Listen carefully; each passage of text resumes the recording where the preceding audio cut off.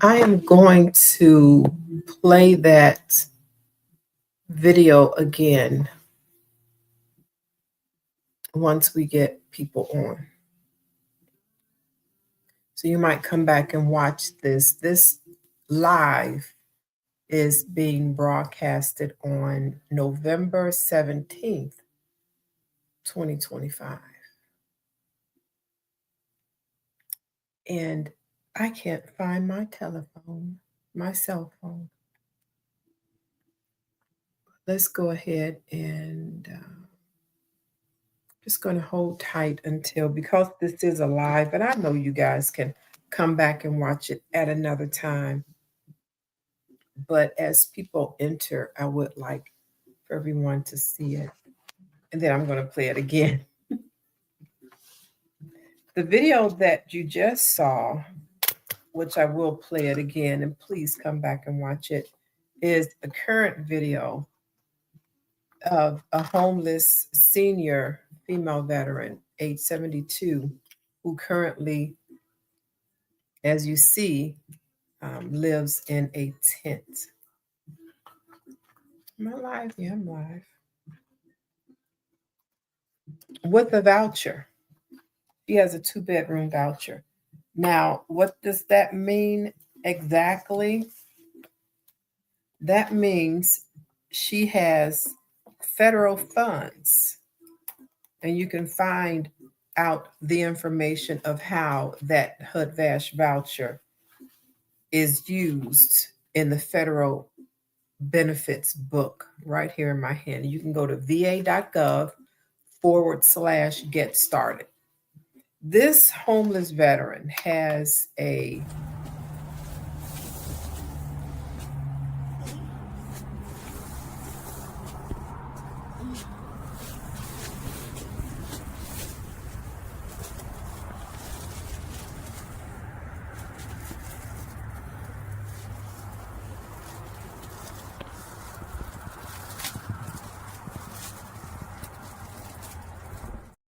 road,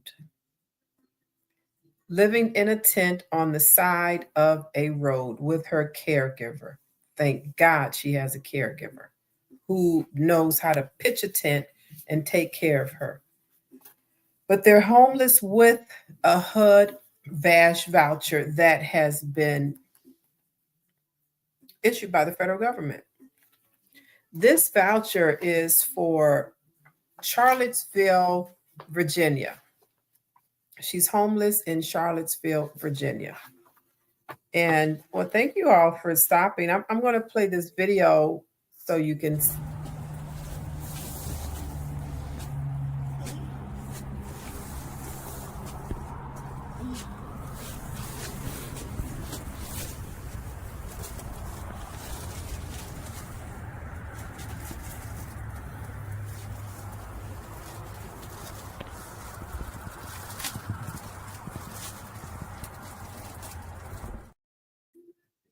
That's one of our homeless veterans living in a tent right now with a voucher to pay her rent in Charlottesville, Virginia. Her voucher would pay up to $1,901 for a unit, a 2-bedroom. However, she has been homeless since she was issued the voucher back in April of 2025. And this is now November, and it's cold out, and she's homeless in a tent with a federally funded voucher, where she was approved for the 2-bedroom voucher by the VA and by HUD, and it's a federal benefit. However, and I got on this advocacy case in August because former Sergeant Marlene Wolf reached out to me to ask me for help. That was in August. And who knew it would still take an additional 4 months for her to and not even get anything. She's still homeless.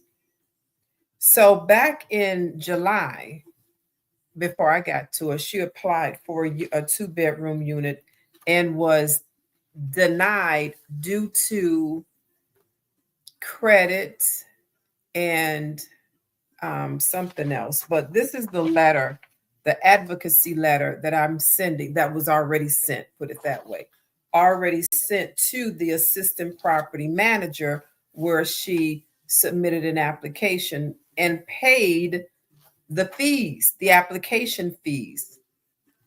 This is a homeless female veteran and her caretaker who has been awarded a voucher through the federal government and administered through um, the VA and being managed by their local housing authority. And the local housing authority on Friday sent us an email to tell us that because she hasn't been able to find anything since April, she's had plenty enough time to find housing as a homeless senior female veteran. Her voucher is going to be terminated. So she sent me um, uh, an or Westgate Apartments that she had applied to in Charlottesville, Virginia, back in July, and she received an adverse letter. And this adverse letter simply states that you didn't pass our criteria, so now you can't have this apartment. Well, by her not having that apartment means she's still a homeless female senior veteran. So the advocacy letter, this is a formal response to the denial of housing for senior Army veteran, and it states her name. So of course, I had to cite some legal ease on them so that they can see what they're doing is not. And I'm not an attorney. I'm not an attorney. I have been housing homeless veterans for greater than 22 years. So she has a VASH, HUD-VASH. Operating requirements make clear that the program is designed for veterans unable to pass traditional private market screening. That's under the 24 CFR, then a bunch of numbers. Screening criteria cannot violate fair housing laws or obstruct federal projections. Additionally, Virginia code, and it states the code, prohibits discrimination based on source of income, including federal rental assistance such as HUD-VASH. HUD-VASH guidance also states that poor credit, past debt, evictions, and related hardships are expected critical factors, not grounds for denial. And I'm asking for corrective actions, immediate reconsideration of Ms. Wolf's application using HUD-VASH barrier restriction reduction requirements, removal of credit score minimum for HUD-VASH voucher applicants, adoption of a voucher reasonable accommodations and barrier reduction screening policy, coordination with HUD-VASH case manager and the CRHA to ensure compliance. The CRHA is the Section 8 office, HUD-VASH office, Section 8 office, HUD office in Charlottesville, Virginia. Charlottesville veteran homelessness is rising, especially among senior women.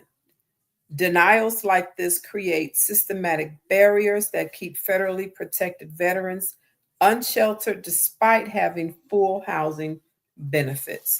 So people ask, why do we have homeless veterans? Well, we have homeless veterans due to practices like this, practices that create barriers for these veterans who are using federally funded benefits for housing. If a veteran is homeless, that means something critical had to happen. In this case, this veteran spent 12 years in the military. She was a career woman as a police officer, correctional officer, and someone actually literally stole her house in a type of scam where she thought she was, benefiting from, but instead the scam artist stole her house, which caused this veteran to become homeless. And this veteran house was already fully paid for.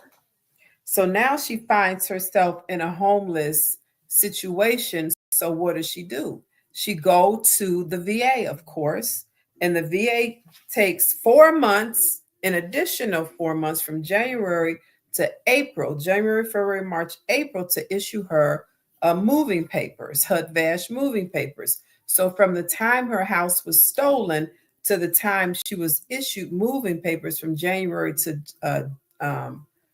April, she was homeless. Now she has the moving papers and now has to find some place to live. April, May, June, all the way to November, she's still homeless. And not only homeless, she's in a tent. She's a senior veteran, age 72, in a tent with a HUD-VASH voucher. And every place she applies to denies her. And now her voucher is being threatened to be terminated by the housing authority in Charlottesville, Virginia, because they feel she has had ample time to find housing. Where each time she applies for housing, she is told no due to barriers that were uncontrolled by her, that are not controlled by her. Her house was stolen, her credit went, it just got bad, and she needed the help of a housing benefit, and she went to the VA. And this is what's happening all over our country. So when you say, why do we have homeless veterans? It's not because the veterans don't have access to funding for housing. They do.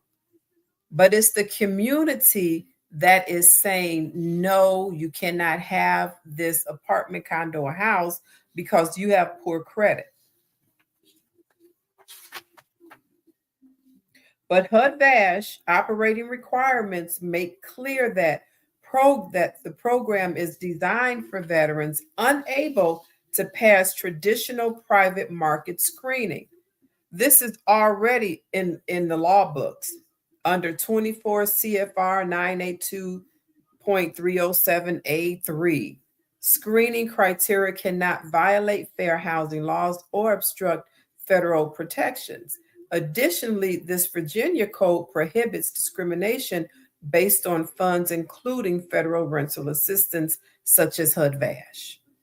So this veteran has a HUD-VASH voucher and has been unable to use her HUD-VASH voucher for housing because she keeps getting denied by assistant property managers, by other property managers. She has applied to she's applied to four. Hey, Jay Wells, thanks for coming and stopping and staying. She's applied to four complexes since April and has been turned down. Tunnels to Towers even paid for her credit check at another place and was turned down. So how can our community say we shouldn't have homeless veterans if part of our community who is responsible for moving people is saying no? So it's a contradiction. It's an oxymoron when you say we shouldn't have homeless veterans, but you as the assistant property manager or realtor or investor, you're saying, well, no, because you don't pass our credit or our application criteria. So you're still now a homeless veteran with a voucher. Let me play y'all this because I know you just got here, so please hold tight so you can see this.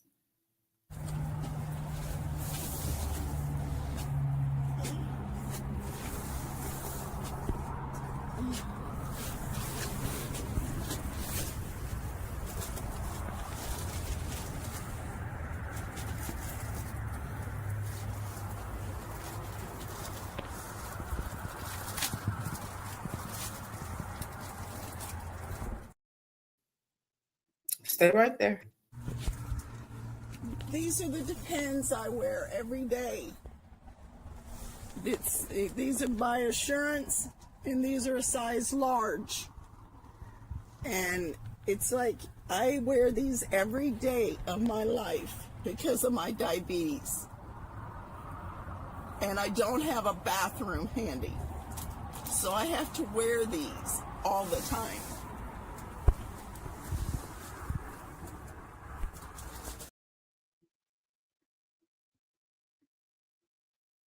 She lives in a tent with the voucher, with the HUD-VASH voucher, a 2-bedroom voucher that'll pay a landlord $1,900 in Charlottesville, Virginia.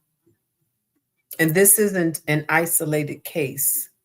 I work with several veterans around the country with vouchers from Virginia, New York City, California, Las Vegas, with vouchers and trying to get housed in the community of a community that doesn't know how to house homeless veterans, are not paying attention to the law and why this voucher was created in the first place.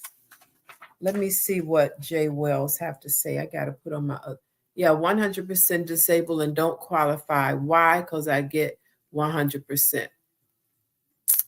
On VA 100%, yes, turned down for HUD-VASH prior eviction due to being in the hospital for 3 months. So you are 100% service-connected disabled veteran and you receive a check every month. That should not qualify you, but I don't qualify veterans for the voucher anyway. So you still have to be homeless.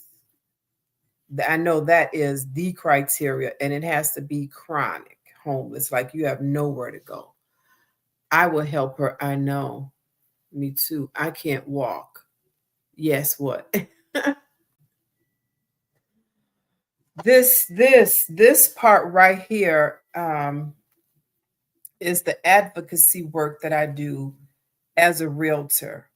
Now, as a realtor, when she is housed, and this is how real estate agents are paid, and I'm like, you know what? Just let me just do the advocacy right now because she needs to get housed, and it's been too long that she's been homeless in a tent.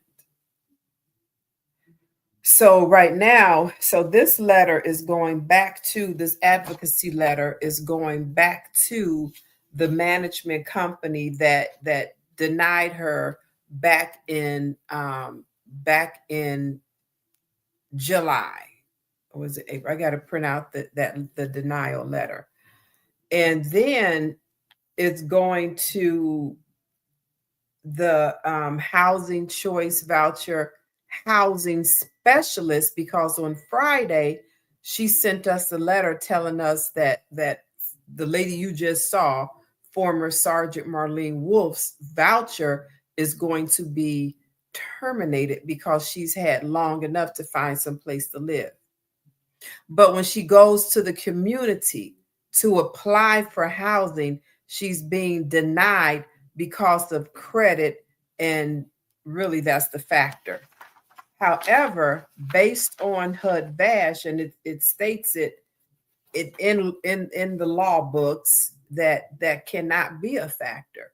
So these housing providers are not taking into consideration why this voucher was created or revamped and put back on the market in the first place.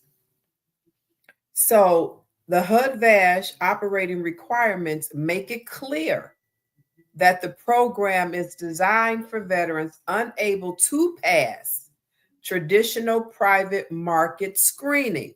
So the HUD-VASH operating requirements make it clear.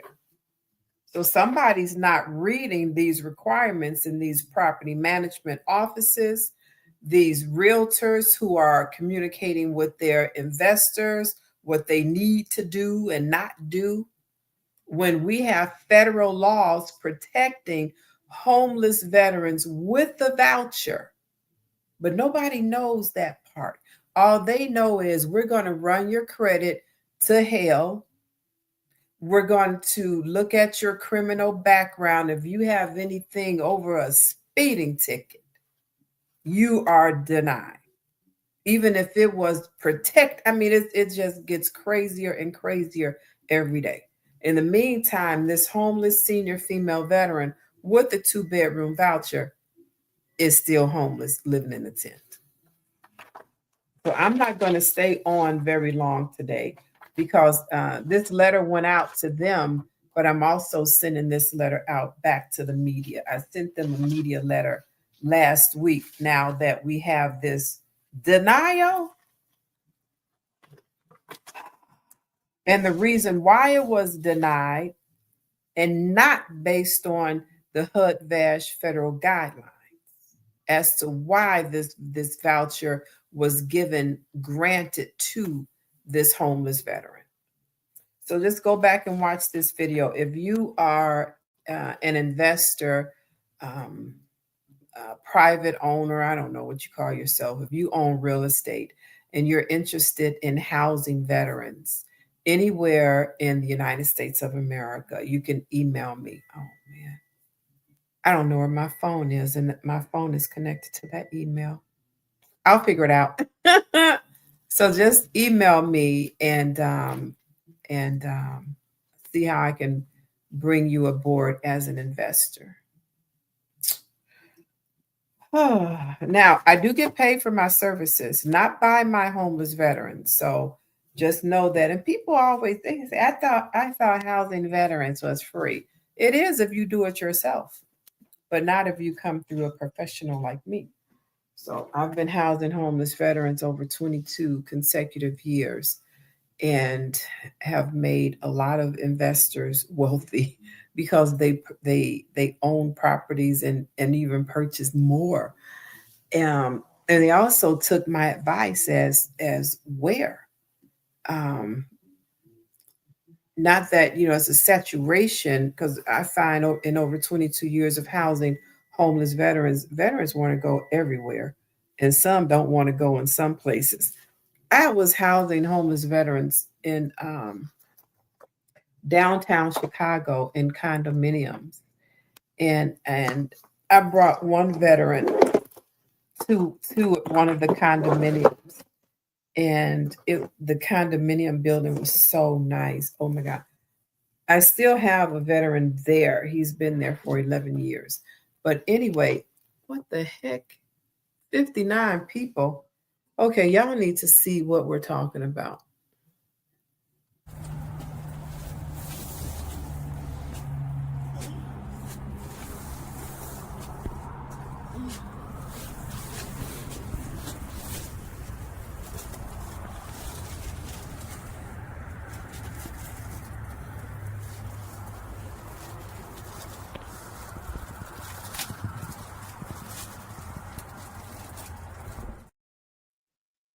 Part 2. These are the Depends I wear every day. These are by Assurance, and these are a size large. And it's like I wear these every day of my life because of my diabetes. And I don't have a bathroom handy. So I have to wear these all the time.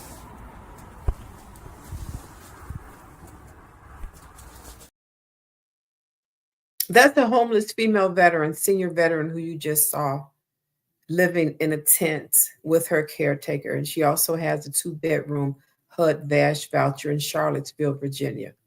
She's been homeless with her caretaker since January when someone scammed her and stole her house. She became homeless. She went to the VA for help in January of 2025.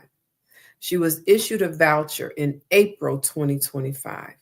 From January to April, she and her caretaker were homeless. It's now November, and they're still homeless in that tent that you just saw. And I have, and Jose have gone through.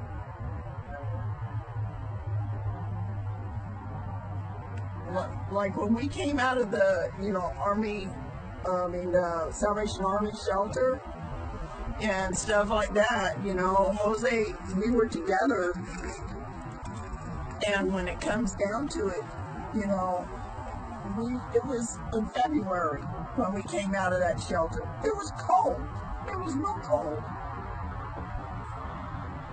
And there was times he took money where he had earned money at the Army and put us in a hotel and stuff, and he paid that out of his pocket.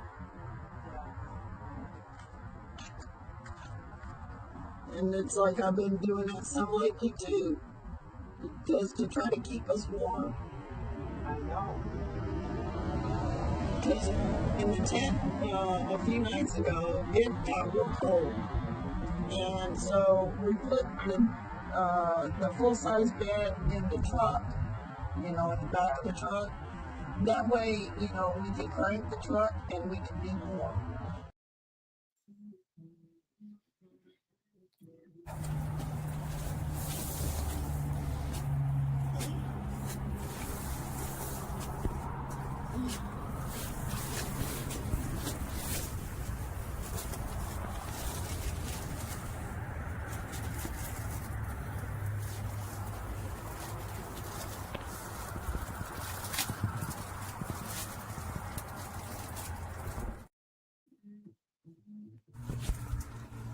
These are the Depends I wear every day. These are by Assurance, and these are a size large. And it's like I wear these every day of my life because of my diabetes. And I don't have a bathroom handy. So I have to wear these all the time.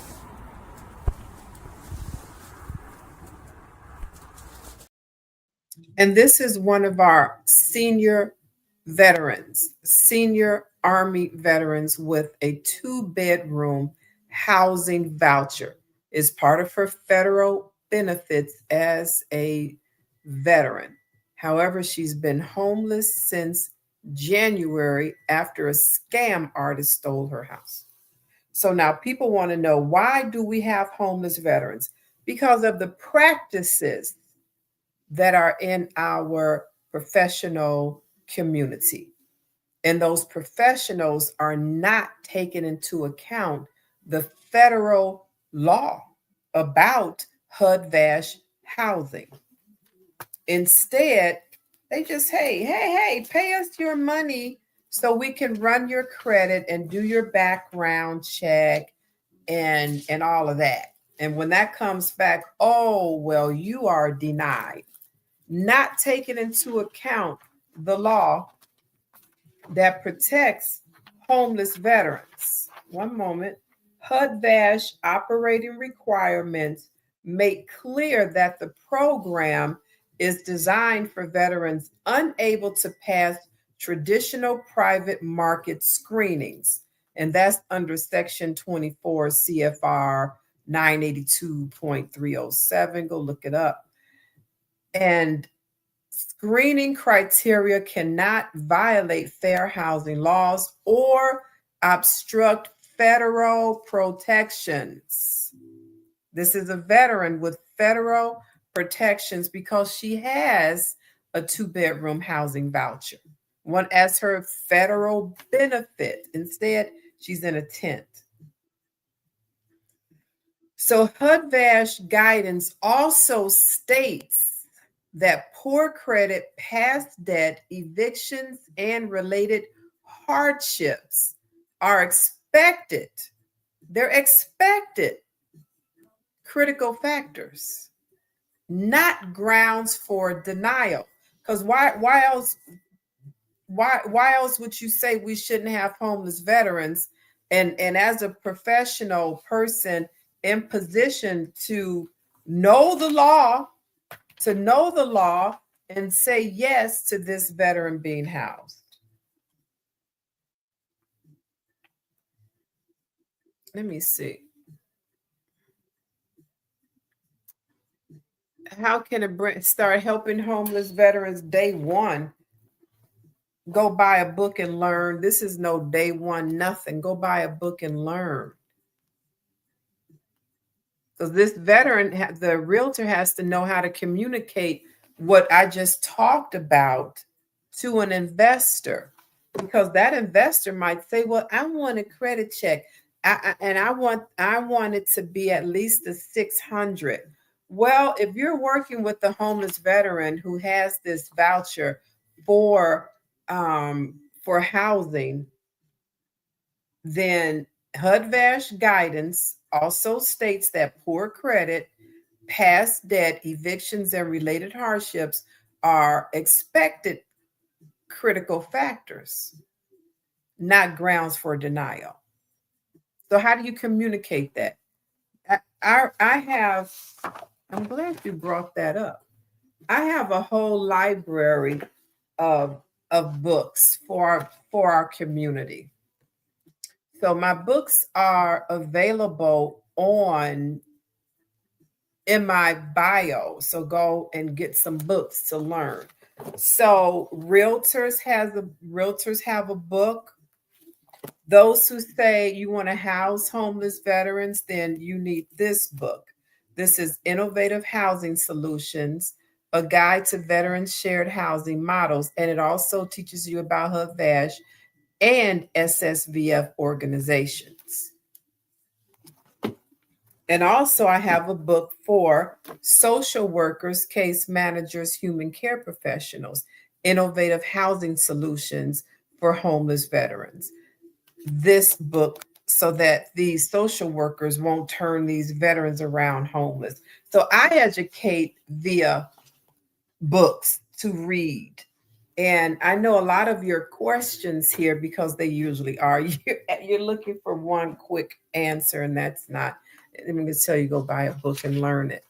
And then we can really have some great conversations. Let me come back up and read some. What's the simplest way to join HUD-VASH process as a beginner? Get my book and read it. That's the simplest way. Hold on. That's the simplest way, is to get my books and read them. Um, Let me see. How long does it usually take to place a vet? I don't know. So, and I tell everybody this too. Um, it depends on who that realtor is. For me, I can place veterans in units in the same day, and I've done that. I have a video here. If you stick around, I'll show you that video of a veteran speaking that. So it could be the same day. It could take, like now, from January, and she's still homeless. That's 11 months. I had a veteran, and he is in this book for social workers, case managers, and human care professionals. This veteran right here was in a U-Haul facility with a 2-bedroom HUD-VASH voucher in Chicago for 11 months until he met me. That case study is in that book. So it just depends on the situation and the circumstances, and everybody have to work together. Thanks for the question. How do realtors find landlords willing to participate in the program? Hold on a second. By getting my book and learning that. So it's a process, a whole process. Thank you. So I want to thank you all for being here. If you have not clicked to like to join, or if you are an investor looking to work with veterans, you are someone who says, I want to be the one to house them using the money that the government has available, then get this book. Because I don't have any consultations with anybody until they've read, because I'm not going to read to you or tell you what's in the book. So if this is something that you really want to do, I've taken time to create a whole library for you to learn. And also, if you are interested in learning how veterans buy real estate, you can get my third edition, Veterans Buying Real Estate Guide for Today's Market. That's me on the back. This is the third edition. This is the second edition. And the first edition was like a little loose leaf. So I've been housing homeless veterans for 22 years, 22 plus, at the VA, in the confines of the VA. Um, Here, right here. Okay. So these are pictures of my team. This is, I think this is us in 2024. Yeah, this is when this book, is this book 2024? Yeah, 2024. So this was my team over here at the VA, Jesse Brown VA Medical Center, and at the vet centers in the city of Chicago. So for 13 years, I took a team to 13 consecutive years. Even during COVID, I was trying to do Zooms and stuff. Like, they still need to know how to get out of that housing stupor situation. So I tried. I was just too sick. I couldn't continue with that. But for 20 since 2007, I was at the VA, educating social workers and case managers, and that's where this education comes in, for social workers and case managers to know how to navigate collaborative housing solutions for homeless veterans, teaching them how to navigate with the community of housing providers, and also with the community of realtors. We all have to work together. Otherwise, we'll still have homeless veterans trying to find home. You see how all of that connects? So it's not just one person trying to do one thing. If the realtor doesn't know how to house a homeless veteran, then that realtor has to learn how to house a homeless veteran, and how to communicate what this housing looks like, because it's not always HUD-VASH. It's not always Section 8. There is over $900 million circulating right now in our communities nationwide in 411 organizations. And these organizations have been awarded grants. The Department of Veteran Affairs announced on August 27th more than $818 million in grants to 235 organizations across the country to help veterans who are homeless or at risk of becoming homeless. That's what this is for. So it's not always this. This is our Chicago Housing Authority, HUD-VASH, put it that way. And it's not this money. These two monies are totally different. HUD-VASH is for a family or a single individual, and that's a lease. This money here could be for transitional housing. It could be for permanent housing if you get the right organization that does permanent housing. So if you have transitional housing units, it could pay for this, because these are transitional, typically transitioning veterans from transition. Then they should help them get a HUD-VASH voucher, and then find a realtor, to find an investor to take this voucher as rental payments. And then in September 2023, the VA said, the Department of Veteran Affairs announced that they're distributing an additional 84 million in grants to 176 organizations. So that's how you have 411 organizations with over $900 million to help support homeless veterans. Okay, let me come over here and see what's going on with these questions. Thank you all for being here. Oh, can I scroll up? Scroll down. Matthew, okay. John, okay.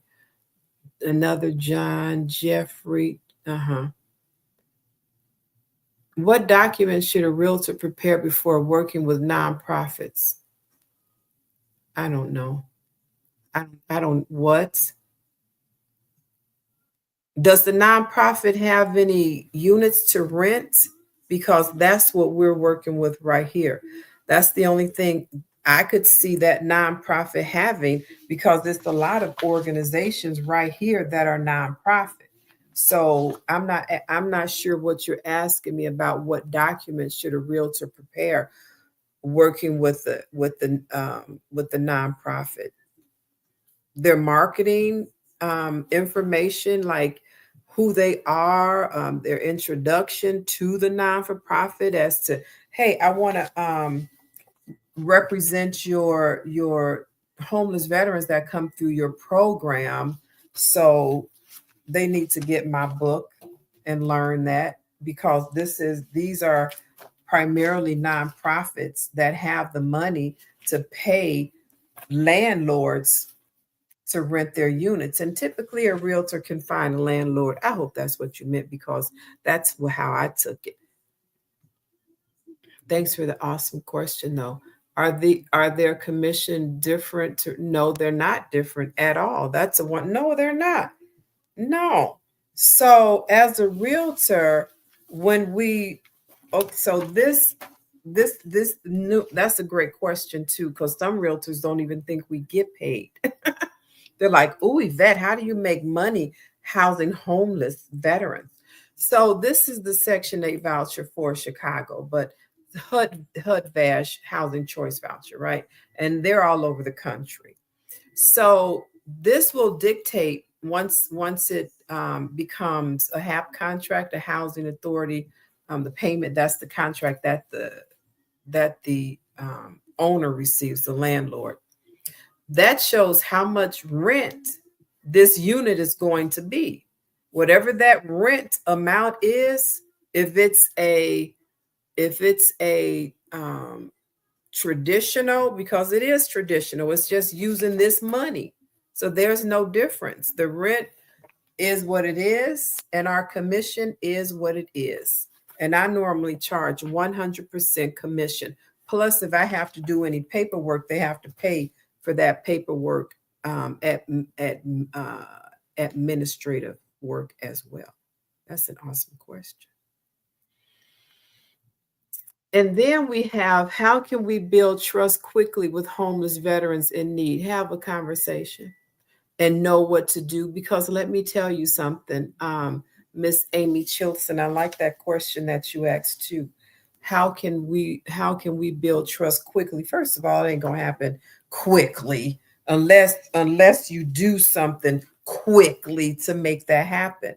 So if you're having, let's see, run into a homeless veteran, and hey, is there anything you need? Let me grab you a cup of coffee, sit down with them, and they're telling you all of their needs and wants, and you're saying, oh, you know what, I know how to help you. Let me do, you can do a little intake on your phone, or on your tablet, and you plug this information in, and you pull out all of these resources right here, all of these resources that are in my book, Finding Home. I teach you how to do that.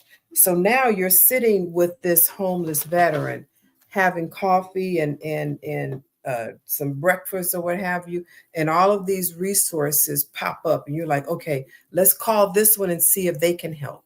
Let's call this one and see if they can help. That's how you establish trust quickly, by serving their need quickly. There are no promises, because there are no promises that you're going to come back and do anything. So doing it on the spot, you build trust quickly and often. That's how I was able to house over 5,000 homeless veterans. What partnerships have you found most effective in real estate placement? Partnerships I found most effective in real estate placements are in this order: the social worker to the veteran, the real estate agent, and to the landlords. This is the best partnership ever. Everybody has to play their part. Without the social worker knowing who to contact, instead of just saying, okay, here are your moving papers, now go find you some place to live. The social worker knows realtors who have read my book and who have taken my class or who have been in my Q&As every other week. So now you know a realtor who can house this veteran quickly because they know investors and landlords. Thanks for that amazing question. Amazing insights. Appreciate how clearly you explain this process. Thanks, Anita. I was having this conversation Saturday on my Q&A, and my partner, Derek E. Green, CPPO, and he's on here too. He does contracts and procurement for housing. I do the programs and educational piece, and he does. Once we get you set up, then you can go into contracting with government the way I get you set up. So now I was talking to my group Saturday, and he said, Yvette, you explain things so clearly. I said, well, let me tell you like this. I work with a lot of homeless veterans, and not saying all homeless veterans don't, they're not everybody's not on the same spectrum, on the same level. We have some homeless veterans who really need that tender, loving care, step by step. Oh, you want me to repeat this again? Okay, get something to write on and to write with. So it's very elementary. And then I have other veterans who now have their PhDs. And sometimes it's still elementary because now they want to buy. So I just keep things simple so that everybody can understand it. I used to teach at the college level, but they didn't know that what I was teaching, everything was brand new. So you don't complicate things when you don't have to. Why use all these big words? Just, I'm smart. I know that, but I want to help you. Appreciate this so much. What's the first step to joining these programs? Buying my books and getting educated.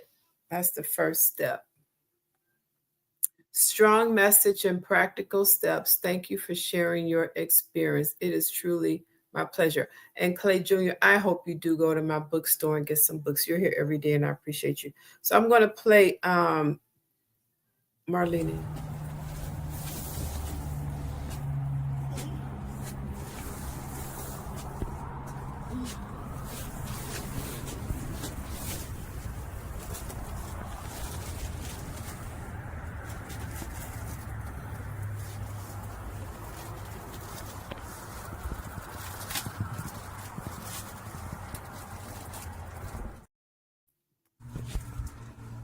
These are the Depends I wear every day. These are by Assurance, and these are a size large. And it's like I wear these every day of my life because of my diabetes. And I don't have a bathroom handy. So I have to wear these all the time.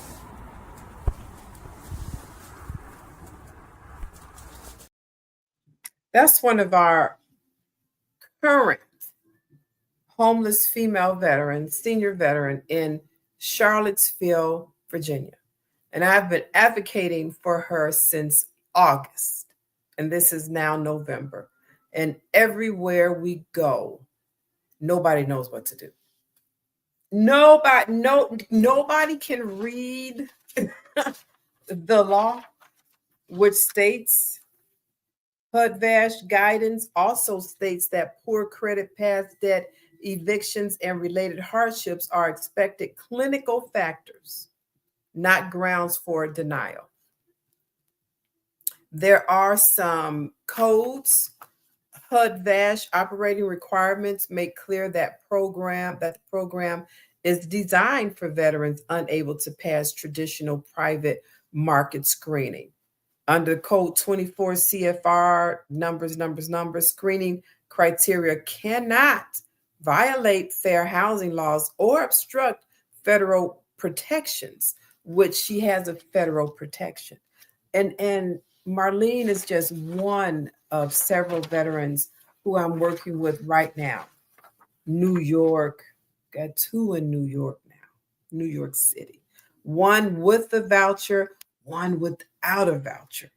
So the one without the voucher now has to be connected to those agencies in New York City that have been granted grants, thousands, not thousands, hush, millions.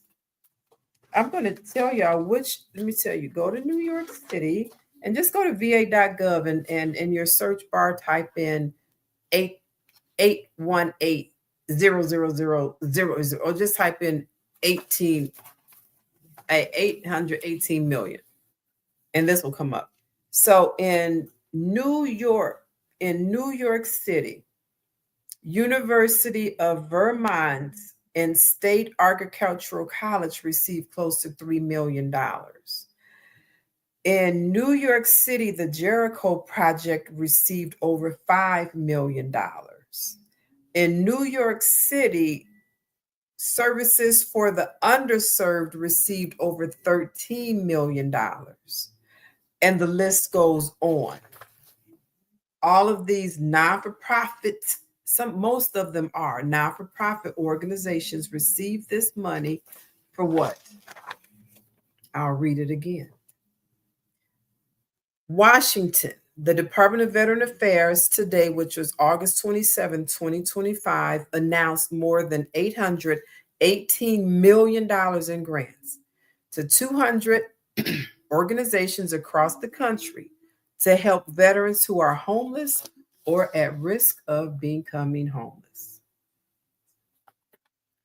This money, the VA grants, award grants, based on a number of factors, including the grant recipient's experience and past performance. And it just goes on to say that you 235 went through our criteria and you qualify for this funding to do what? Providing supportive services to veteran families and the need in the area or community where the program will be based.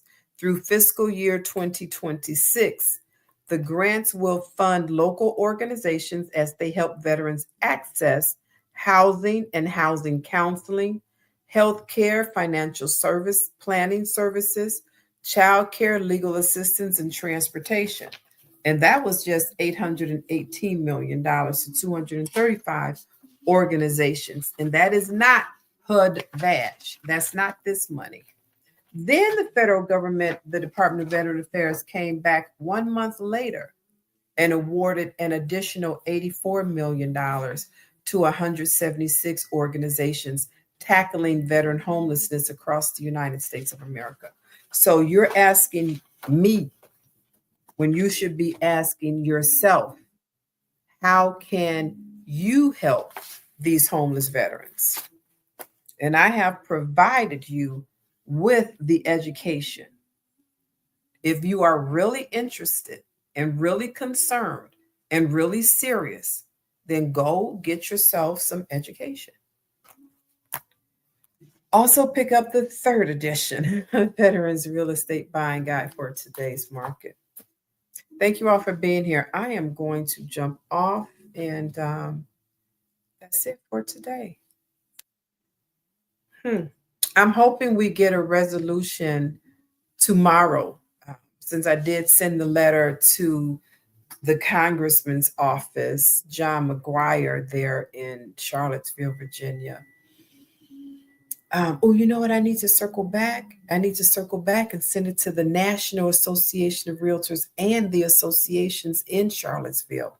This is how much work that needs to be done. The community needs to be educated, and that's what this is. I can't sit up here on a live and tell you exactly what to do in every situation. That's why I wrote all of these books.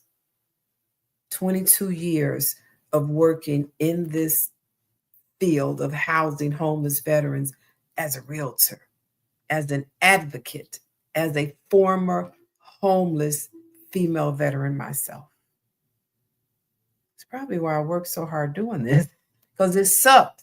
It sucked being a homeless veteran, homeless female veteran. You see what Marlene has to go through wearing pull-ups. I was a young homeless female veteran in sanitary napkins. Thanks for being here. I'll see y'all tomorrow. Hope I find my phone. I have not been able to find my phone all day. My name is Yvette Jones Swanson, and I am the National Veterans Homeless Housing Advocate, realtor, consultant, and professional services provider in the GovCon space. To my bio and contact me. And you must read. If you ask me anything about this area, I'm going to point you to my books. I don't read to anybody. I don't care who you are. You can say, I've been doing this for 20 years. Okay, how many homeless veterans have you housed under your 20-year program? Exactly. So you want to learn to do what I do, you want to partner with me to do what I do, then go to my library and buy some books and read some books. And then we can talk all day about that. We can even create more programs. But until then, peace out. Get some education. Thank you. Our homeless veterans are really, really, really dependent on you.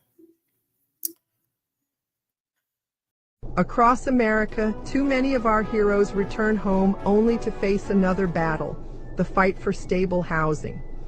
Veterans are overrepresented in the homeless population, often caught in a system that is complex, slow, and full of barriers.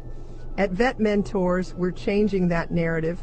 For over 20 years, we've been boots on the ground, not just identifying the problem, but building real solutions.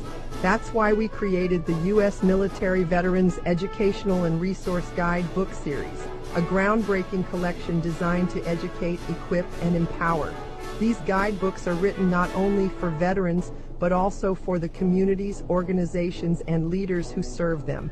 From step-by-step housing models to funding strategies, this series gives social workers, case managers, realtors, and first responders the tools they need to act with speed, dignity, and impact. VetMentors believes housing is not charity. It's a mission, a responsibility, and a pathway to restoring honor. Every guidebook in this series is a resource designed to make sure no veteran is left behind, and no community has to say, "We didn't know how to help." This is how we turn challenges into victories. I'm Yvette Jones Swanson, Army veteran, CEO of VetMentors LLC, and I invite you to join us in rewriting the story for America's veterans.